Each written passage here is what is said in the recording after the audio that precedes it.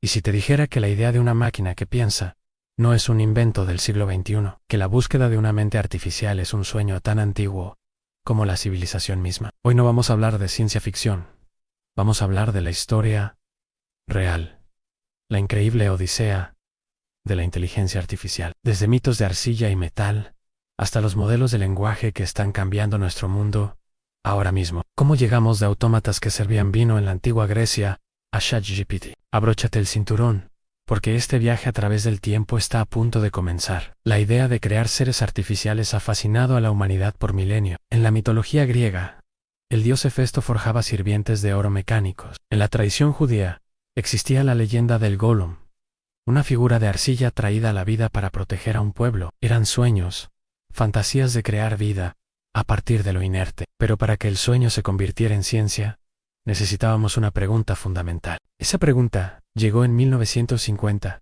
de la mano de un genio atormentado, Alan Turing. En su artículo propuso un experimento mental en el juego de la imitación, hoy conocido como el test de Turing. ¿Puede una máquina conversar tan bien que un humano no pueda distinguirla de otra persona? Si la respuesta es sí, ¿no podríamos decir que esa máquina piensa? Turing no solo sentó las bases de la computación moderna, sino que nos dio el marco filosófico para empezar a construir. El verdadero Big Bang de la IA ocurrió en el verano de 1956, en el Dartmouth College. Un grupo de mentes brillantes, como John McCarthy, Marvin Minsky y Klaus Shannon, se reunieron durante semanas. Su objetivo en explorar la conjetura de que cada aspecto del aprendizaje, o cualquier otra característica de la inteligencia, puede, en principio, ser descrito con tanta precisión que se puede hacer una máquina para simularlo. Fue McCarthy quien acuñó el término que lo cambiaría todo en inteligencia artificial. Nacía oficialmente un campo de estudio. La chispa estaba encendida y el optimismo era desbordante. Creían que en una sola generación,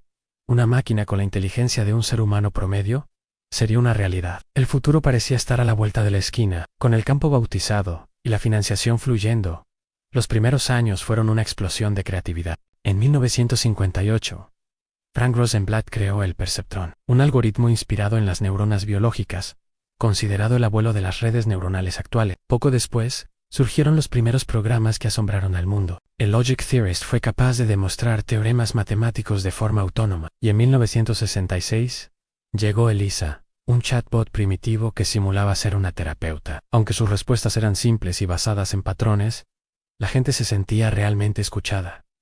Hablaban con Elisa como si fuera una persona real. Parecía que el progreso era imparable. Sin embargo, la realidad estaba a punto de dar un golpe muy duro. Las promesas eran demasiado grandes y la tecnología demasiado joven. Resolver la visión por computadora o el lenguaje natural resultó ser infinitamente más complejo de lo que nadie había imaginado. Las agencias gubernamentales, decepcionadas por la falta de resultados espectaculares, empezaron a cerrar el grifo. En 1974, la era de la euforia terminó bruscamente, dando paso al primer y gélido invierno de la IA. Tras años de silencio y escepticismo, la primavera volvió a llegar en la década de los 80. El impulso vino de dos frentes. Por un lado, Japón lanzó su ambicioso proyecto de computadoras de quinta generación, reavivando la competencia global y la inversión en inteligencia artificial. Por otro, resurgió una idea clave en los sistemas expertos. Estos programas capturaban el conocimiento de un especialista humano en un área muy concreta, como el diagnóstico médico o la geología, y podían tomar decisiones sorprendentemente buenas. Al mismo tiempo, las redes neuronales, que habían sido descartadas, volvieron a la vida gracias a nuevos algoritmos, como la retropropagación. El campo volvía a tener energía, y entonces llegó el momento que el mundo entero estaba esperando. El 11 de mayo de 1997, en Nueva York, un superordenador de IBM llamado Deep Blue hizo lo impensable. Derrotó al campeón mundial de ajedrez, Garry Kasparov, en una partida oficial. Fue un hito simbólico. La máquina había vencido al maestro en el juego del intelecto por excelencia. Para muchos, fue la prueba definitiva de que la IA había llegado para quedarse. Pero la euforia, una vez más, sería efímera. A pesar de la victoria de Deep Blue, la tecnología de la época todavía tenía serias limitaciones. Los sistemas expertos eran caros de crear y muy frágiles fuera de su dominio específico. La burbuja de las Pantacom estalló, y con ella, gran parte de la financiación para la investigación especulativa. El campo entró en un segundo invierno, a finales de los 90 y principios de los 2000.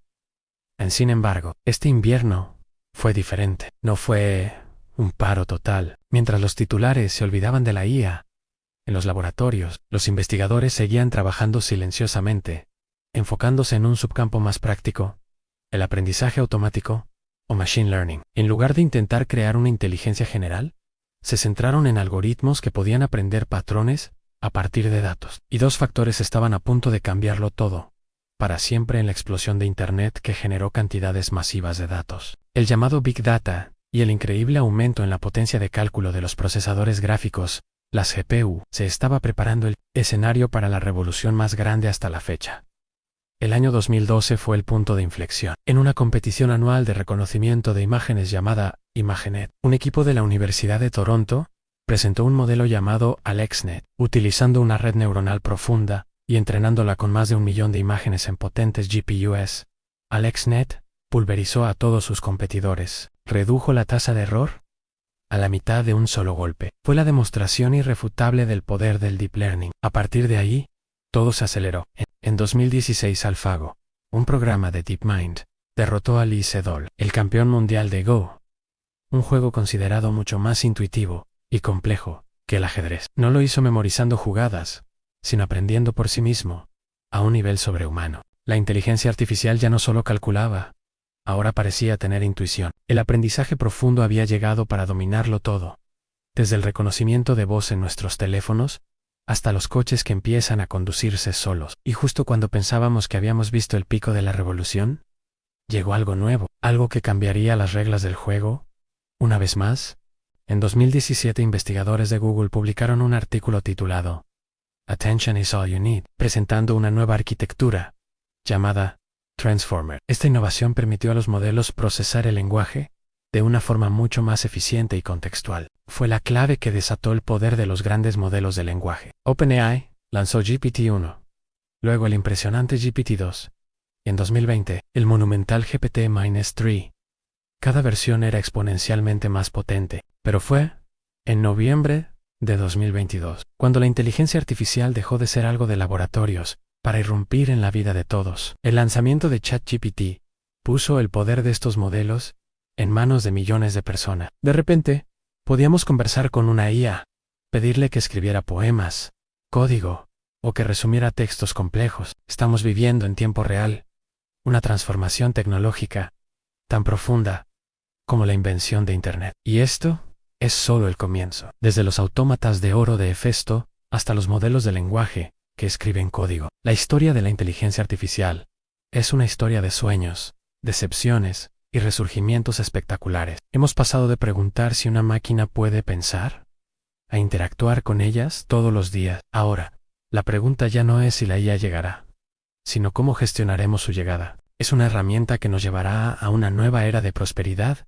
y descubrimiento, o un riesgo que debemos controlar con cuidado. La respuesta la estamos escribiendo ahora, todos juntos. El futuro no está escrito, lo estamos construyendo con cada algoritmo, cada dato y cada conversación. Gracias por acompañarme en este increíble viaje a través de la historia. Muchas gracias por acompañarme en este video. Si te ha gustado lo que has visto, no olvides dar like, suscribirte al canal y activar la campanita para no perderte los próximos videos.